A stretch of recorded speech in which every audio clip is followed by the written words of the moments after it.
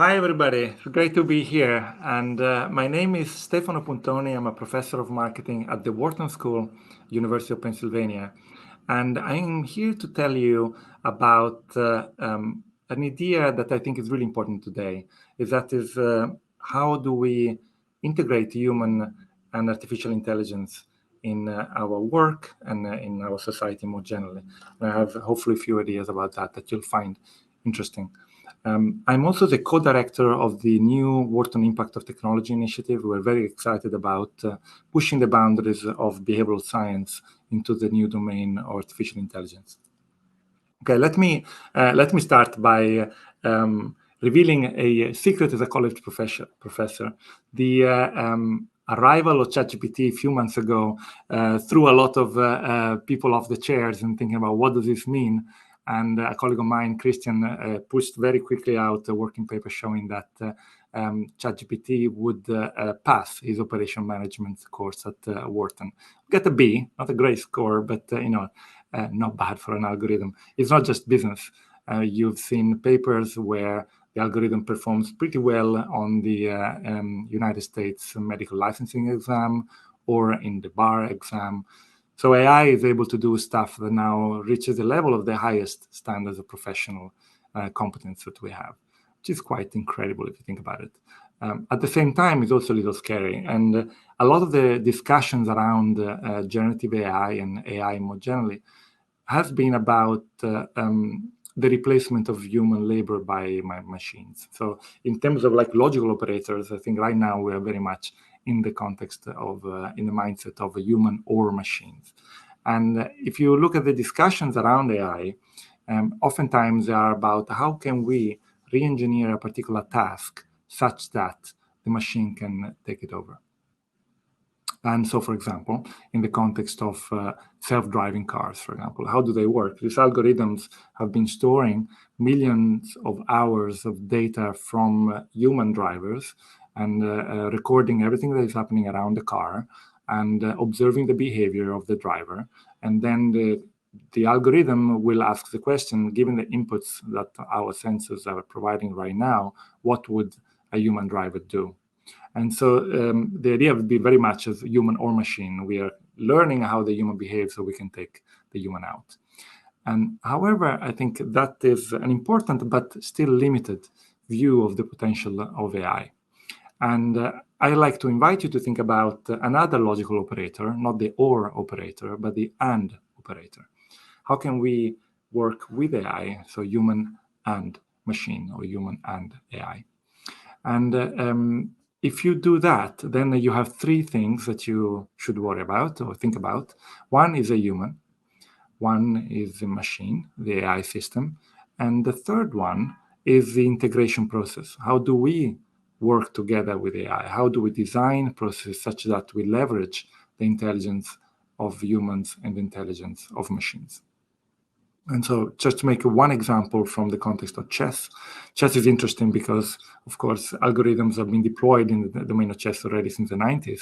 And I read an article by Garry Kasparov, the famous chess champion, who argued that a weak chess player supported by an AI and with a good way of integrating AI and human judgment will beat a stronger human chess player using the same AI, but with a weaker integration process. So in a way, the key to human and AI is going to be figuring out that integration process is going to be really important. And we've seen a number of emerging archetypes about this collaboration between human and machines. And probably the most famous one or the most common one is what I call the AI for screening approach. This approach would be valuable in every situation where you have a funnel-like information stream, where there's a lot of pieces of information to be processed quickly, but only a relatively small percentage of that information set will really require deep attention. So in these kind of situations, you can deploy AI to take care of a lot of the initial data processing when that data processing is fairly easy, and then save this way the scarce attention of human experts for the cases that really deserve it. And so a classic example would be in the domain of radiology, for example. And it's an article from MIT Technology Review talking about an academic paper where they tried to do that. And they observed that the human doctor with an AI was able to detect better breast cancer from mammograms, either better than the doctor or also better than the AI. And the way that in this paper they deployed AI was a little bit like I was just mentioning, to have AI come first and process a lot of information. So in other words, the mammogram would be analyzed by the AI. The AI would make one of three judgments. It could say, I'm confident it is normal. When it did that, then the process stopped, and the mammogram never landed on the desk of the doctor. But the AI could make two other judgments. It could say, I'm not confident, I don't know, I cannot make a prediction. Or it could say, I am confident, and unfortunately it is cancer. Either of those two situations, the mammogram would be forwarded to a radiologist. The radiologist wouldn't know why the mammogram was sent to the radiologist. He didn't know what judgment the AI made, but made his own judgment. And that led to an improvement in breast cancer detection of about 2.6%. That might not sound massive, but I think it's actually quite a significant improvement. And it came together with a massive decrease in the workload of doctors. That they call it here in the little text that I copied from the article, intense streamlining. Basically, the AI would have a confident normal judgment for over 60% of all cases, which would then never land on the desk of the radiologist. Okay, this is a nice example of this emerging archetypes. And there are a bunch of others. We don't have now time to go into great detail, but many people are experimenting, of course, with the AI in the business processes, learning how to use it. And just to think a little bit about that integration process more broadly, you can think about, okay, what can AI do for us, and what can we do that is different from what the AI can do for us? And so, if you go back to the history of, the economic development since the Industrial Revolution, we've seen big productivity increases following the invention of what people call general purpose technologies, technologies that can be deployed in basically every sector of the economy. Take, for example, the steam engine. It is estimated by economists that it led to in the 19th century, it led to a 25% increase in the productivity of U.S. manufacturing, which is a very large increase. Now, the question then becomes, what is generative AI doing now? What kind of productivity increases it is associated with? And we have only the very first early data coming in. I expect in the coming months and years we'll see a lot more. But the early evidence is very impressive. So, for example, in the context of software development, this study found an increase in productivity of 55%, where software developers were able to complete a task in much shorter amount of time using GitHub Copilot than doing it alone. And this other paper, the new working paper, the researchers looked at professional writing. This included press releases, short reports, analysis plans, also delicate emails. And in this context, basically, it's a lot of office work, right? In this context, the researchers found a productivity increase of almost 40%, and so also massive. And what's interesting here, highlighted one sentence where ChatGPT allowed the worker to focus on slightly different things. The arrival of ChatGPT meant restructuring the task towards idea generation and editing, and away from rough drafting. In a way, you can get some feeling for what the complementarity between humans and AI is. And there are limits to AI, like there are also limits in human intelligence, of course. And one useful way to start developing those archetypes about the human AI integration is to start thinking about what are the limits of AI. And so I'm going to highlight just one for the sake of time as an illustration. And basically, it is the idea that generative AI or any AI system has no conscious awareness, of course, and has no mental models of the subject matter, and basically has no clue what it's doing.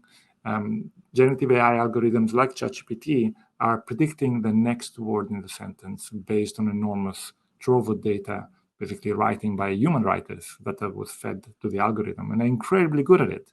But that doesn't mean that they have mental schemas, mental models of how things are related to each other, why certain things happen. They cannot take perspective. Basically, they're predicting the next word in the sentence, and that can be an issue. So, for instance, if you ask a question to ChatGPT, generally the engine will give you a reply, and when it does so, the reply will sound confident, like impressive, stylistically, and also the tone would be a confident tone. But if the question doesn't make a lot of sense, often the answer also doesn't make a lot of sense. So, for example, here, as an example, I tried to think about two disciplines that have their own jargon and that are not really, there are not a lot of points of connection between the two. So in this case, I asked ChatGPT to explain the benefits of financial engineering for cell development in bacteria. And ChatGPT doesn't say, well, actually, there isn't much of a benefit of financial engineering for self-developing in bacteria. It's a crazy question to ask. Instead, it does provide an answer. And the answer sounds impressive, and it is also complete nonsense. So it would say, financial engineering can be used to optimize the development of cell factories in bacteria, for example, and goes on and with, to optimize genetic circuits, metabolic pathways. Sounds very sophisticated, but it just doesn't mean anything. And of course, this will get better over time as the algorithms get fine-tuned and with human feedback will improve. But nevertheless, the basic architecture remains the same, which is that it doesn't know what it's doing. And that may be an issue in domains such as, for example, moral domains, where we may always need a human worker also involved in decision making. Just an example. So the limit of AI, in a way, can be detected here by this famous book by Harry Frankfurt, a philosopher, who wrote a book on bullshit. And academically speaking, he defined bullshit as speech intended to persuade without regard for the truth. And this is exactly, in a way, what ChatGPT is doing. So you could argue that, ChatGPT's output is, academically speaking, pure BS. And so again, this idea of human and AI, you see potential there for the integration, where machines have incredible abilities, but also they are a good complement to our abilities, or the ones that we have and they don't have.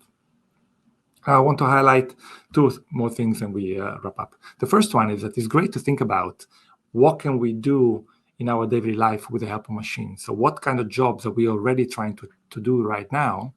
Can we outsource to machine or do better by integrating human intelligence and machine intelligence? But maybe there is even a more exciting way to think about it and say, what are the jobs that we cannot even begin to consider doing because of our limitations? But maybe with the power of machines, we can even begin thinking about that.